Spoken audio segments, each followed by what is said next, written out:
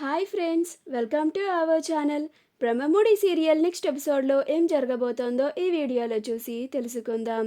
కావ్యతో తన మనసులో ఉన్న మాటని చెప్పేసిన రాజ్ అసలేం జరిగింది అని తెలుసుకోవడానికి ఈ వీడియోని స్కిప్ చేయకుండా ఎండ్ వరకు చూసేయండి.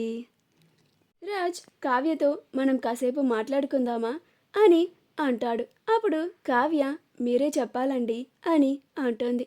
అప్పుడు రాజ్ 100 కోట్ల సమస్య గురించి ఎలాగైనా కావ్యకి చెప్పి కావ్య దగ్గర నుంచి సహాయం తీసుకోవాలని అనుకుంటూ ఉంటాడు.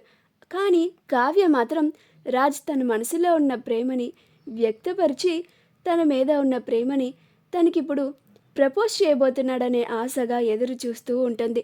కావ్య చాలా ఆనందంగా ఉంటుంది. కానీ రాజ్ మాత్రం తన మనసులో ఉన్న విషయాన్ని కావ్యకి ఎలా చెప్పాలా, చెప్తే కావ్య ఎలా రియాక్ట్ అవుతుందా అని టెన్షన్ పడుతూ ఉంటాడు. అప్పుడు కావ్య ఏంటండి నాతో మాట్లాడాలి అని ఏం మాట్లాడకుండా అలా మౌనంగా ఉన్నారు, చెప్పండి అని అంటుంది. అప్పుడు రాజ్ అంటే అది కళావతి, నీకు ఎలా చెప్పాలో నాకు అర్థం కావడం లేదు అని అంటాడు. కానీ అప్పుడు కావ్య ప్రేమని బయటికి ఎలా చెప్పాలో తెలియక పాపం ఆయనలో ఆయనే సతమతమైపోతూ ఉన్నట్టున్నారు అని నవ్వుకుంటూ ఉంటుంది. ఏ విషయమైనా పర్లేదు చెప్పండి అని అంటుంది. అప్పుడు రాజ్ ఉదయం నుంచి నేను నీకు ఈ విషయాన్ని చెప్పాలని చాలా ప్రయత్నించాను, కానీ చెప్పలేకపోయాను. ఇప్పుడు మాత్రం ఆ విషయం నీకు చెప్పేస్తాను అని అంటాడు. అప్పుడు కావ్య తనకి ప్రపోజ్ చేయబోతున్నాడని చాలా ఆనందపడుతూ ఆశగా ఎదురు చూస్తూ ఉంటుంది. అప్పుడు రాజ్ కావ్యతో ఫేస్ టు ఫేస్ మాట్లాడలేక ఒక పక్కకి తిరిగి మాట్లాడాలని అనుకుంటూ ఉంటాడు. ఎదురుగా ఉంటే కావ్య ఎలా రియాక్ట్ అవుతుందో అని తనని ఫేస్ చేయలేక వెనక్కి తిరిగి మాట్లాడాలి అని అనుకుంటూ ఉంటాడు. అప్పుడు కావ్య వాళ్ళ ఆయన సిగ్గుపడుతున్నాడని అనుకొని నవ్వుకుంటూ మురిసిపోతూ ఉంటుంది. అప్పుడు రాజ్ వెనక్కి తిరిగినా కానీ ఎలా చెప్పాలా అని టెన్షన్ పడుతూ ఉంటాడు. అప్పుడు కావ్య ఏవండి ఎందుకండి అంతలాగా మీలో మీరే సతమతమైపోతున్నారు, ఎలాంటి విషయమైనా నిస్సందేహంగా నాకు చెప్పండి, నేను ఏమీ అనుకోను, నేను మీ భార్యని అని అంటుంది. అప్పుడు రాజ్ కళావతి నేను ఒక సమస్యలో ఉన్నాను అని అంటాడు. అప్పుడు కావ్య ఆశ్చర్యపోయి ఏంటండి ఏం మాట్లాడుతున్నారు మీరు, మీరు సమస్యలో ఉండడం ఏమిటి, ఏంటండి ఏమైంది అని అంటుంది. అప్పుడు రాజ్ ఇప్పుడు ఆ సమస్య వల్ల ఎన్నో ఏళ్లుగా ఉన్న ఈ దుగ్గిరాల కుటుంబ ప్రతిష్టకి, స్వరాజ్ గ్రూప్ ఆఫ్ ఇండస్ట్రీస్ మనుగడకి సమస్య అయ్యేలాగా ఉంది. మొత్తం సామ్రాజ్యమే కూలిపోతుందేమో అన్న భయంగా ఉంది అని అంటాడు. అప్పుడు కావ్య అసలు సమస్య ఏంటండి అని అంటుంది. అప్పుడు రాజ్ మా తాతయ్య గారు వాళ్ళ ఫ్రెండ్కి 100 కోట్లకి షూరిటీగా ఉన్నారు. ఇప్పుడు వాళ్ళ ఫ్రెండ్ చనిపోయారు.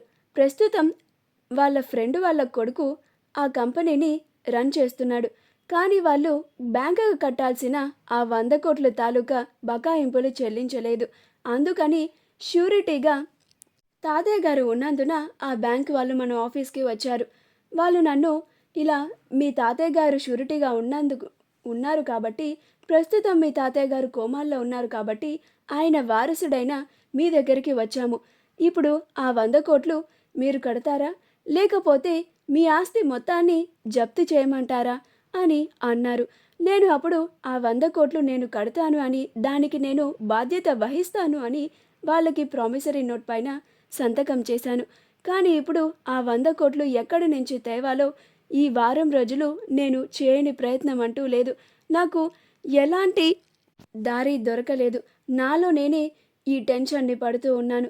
బయటికి చెప్తే కుటుంబంలో అందరూ బాధపడతారు అని, అయినా ఇలాంటి సమస్యని బయటికి చెప్పలేకపోతున్నాను. రేపు ఆ బ్యాంక్ వాళ్ళు మన ఆఫీస్కి వస్తారు.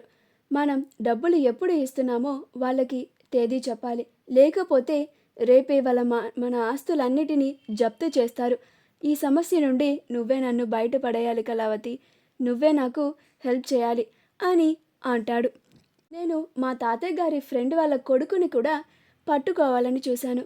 కానీ వాడు నా కళ్ళు గప్పి నా నుండి తప్పించుకొని ఫారిన్ వెళ్ళిపోయాడు. ఇప్పుడు వాణ్ణి కూడా పట్టుకోలేని పరిస్థితి అని అంటాడు. అలా కావ్యని వాటేసుకొని, కళావతి, నా గుండె చాలా భారంగా ఉంది. నువ్వే నా ఈ భారాన్ని దించాలి. ఏదో ఒకటి చేసి నన్ను ఈ సమస్య నుండి గట్టెక్కించు. లేకపోతే మన కుటుంబం అంతా వేదన పడుతుంది. ఇన్నాళ్ళుగా మా వంశ ప్రతిష్ట, మా కుటుంబ పరువు అన్నీ పోతాయి. నన్ను నమ్ముకొని మన కంపెనీలో చాలామంది పనిచేస్తున్నారు. వాళ్ళందరూ కూడా వీధన పడతారు. ఇంతమంది వీధన పడతారు అని ఒక్కసారి తలుచుకుంటేనే నా వల్ల కావడం లేదు.